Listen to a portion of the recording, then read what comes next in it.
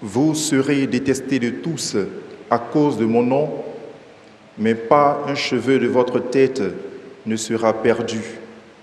C'est par votre persévérance que vous obtiendrez la vie. Chers frères et sœurs, dans le passage de l'Évangile de ce jour, Jésus s'adresse aux croyants qui ont décidé de le suivre. Ces propos attirent notre attention sur un fait. Ceux qui veulent vivre une vie conforme à la volonté du Christ seront forcément persécutés. Ceux qui veulent vivre une vie conforme à la volonté du Christ seront forcément persécutés. Autrement dit, celui qui veut suivre le Christ dans l'amour de la justice, dans la pureté du cœur et la pratique de la charité, connaîtra inévitablement la persécution, à l'intérieur comme à l'extérieur de sa communauté, autour de lui comme loin de lui. À l'épreuve de la souffrance, Dieu veut purifier le pécheur et éprouver le juste dans un dessein d'amour. À travers la persécution, Dieu utilise le plan du méchant persécuteur pour réaliser le salut du juste qu'on veut anéantir. Comme toute souffrance au nom de la foi chrétienne, la persécution est utilisée par Dieu comme un instrument pour glorifier son Fils Jésus aux mains des impies, aux mains des incroyants. Pour nous chrétiens, les persécutions subies pour la cause du nom de Jésus sont une occasion de lui rendre témoignage.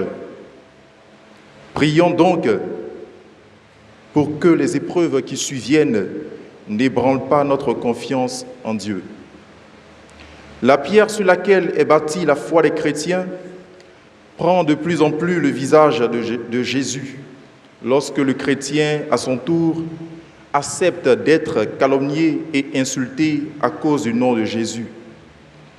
C'est justement la conséquence de la parole de Jésus lorsqu'il disait à ses disciples « Si quelqu'un veut marcher à ma suite, qu'il renonce à lui-même, qu'il prenne sa croix et qu'il me suive. » Jésus n'a pas exonéré ceux qui veulent le suivre du poids des souffrances qu'il a lui-même expérimentées, réalisées, accomplies jusqu'au bout.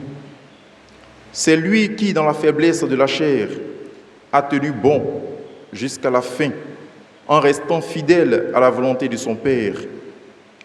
Chers frères et sœurs, le disciple du Christ n'est donc pas en marge des pesants fardeaux de notre monde de plus en plus dur et violent. Cependant, cette souffrance pour la cause de son nom affermit la vie de foi du disciple, mais n'est en aucun cas un but en soi, car pas un cheveu de notre tête ne sera perdu.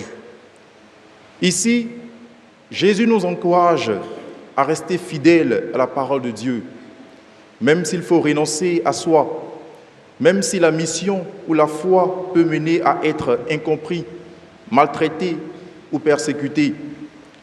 C'est dans la persévérance à faire la volonté de Dieu que nous parviendrons au salut de Dieu.